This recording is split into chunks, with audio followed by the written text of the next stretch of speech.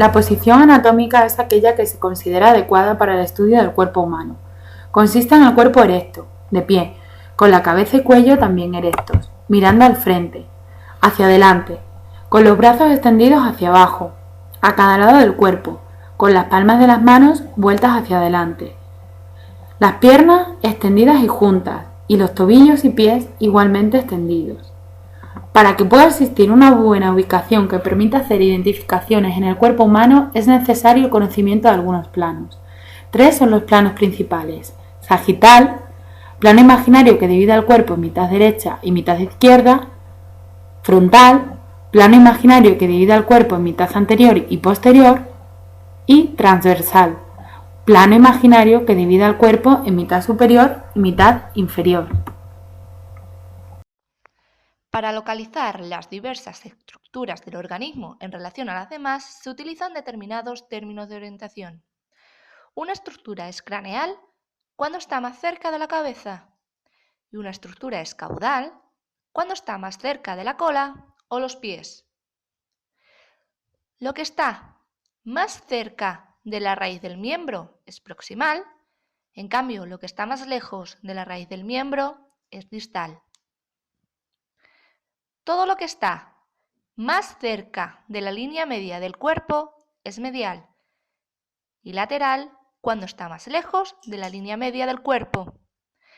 Una estructura ventral estaría en la parte anterior del cuerpo, en cambio una estructura dorsal estaría en la parte posterior del cuerpo.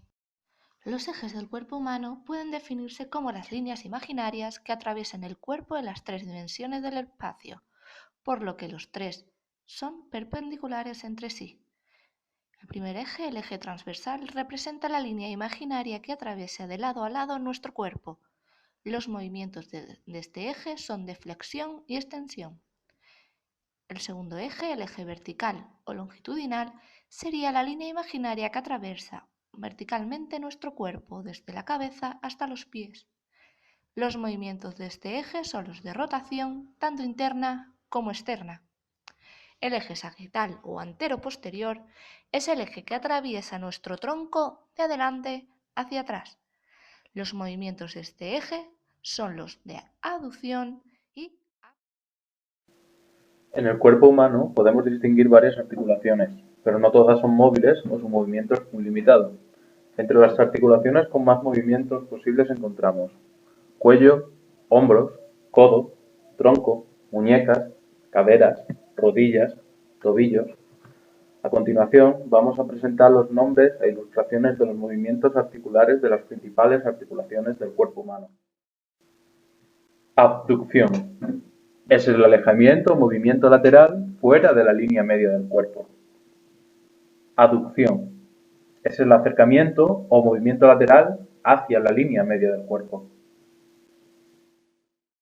La abducción o alejamiento y aducción o acercamiento pueden darse en las siguientes articulaciones: hombro, muñeca y cadera. Flexión y extensión son movimientos articulares que pueden darse en las articulaciones de cuello, hombro, codo, muñeca, tronco, cadera, rodilla y tobillos. Flexión.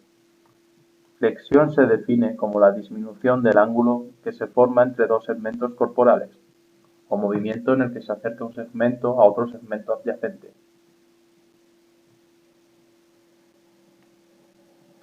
Extensión. Extensión se define como el incremento del ángulo que se forma entre dos segmentos corporales, o movimientos en el que se aleja un segmento de otro.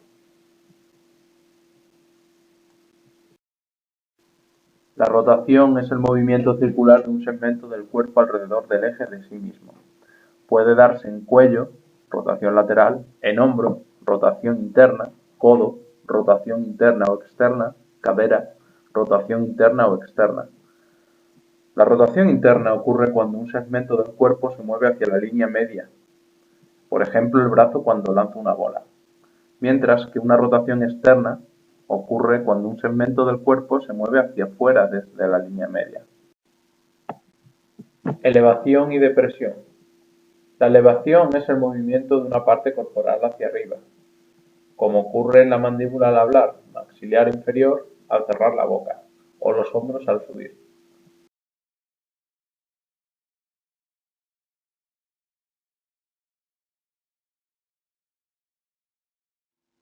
En cambio, el movimiento de depresión es el movimiento de una parte corporal hacia abajo, también como la mandíbula o los hombros al bajar.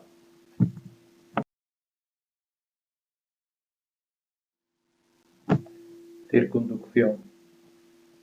La circunducción se define como movimientos combinados porque al momento de realizarlos se combinan dos o más articulaciones, y también se puede definir como una secuencia ordenada de movimientos del hueso al segmento, de manera que el extremo distal de dicho segmento describe un círculo y sus lados un cono.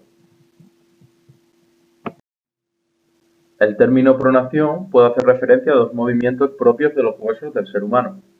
En primer lugar, pronación puede referirse a la rotación del antebrazo, que permite situar la mano con el dorso hacia arriba.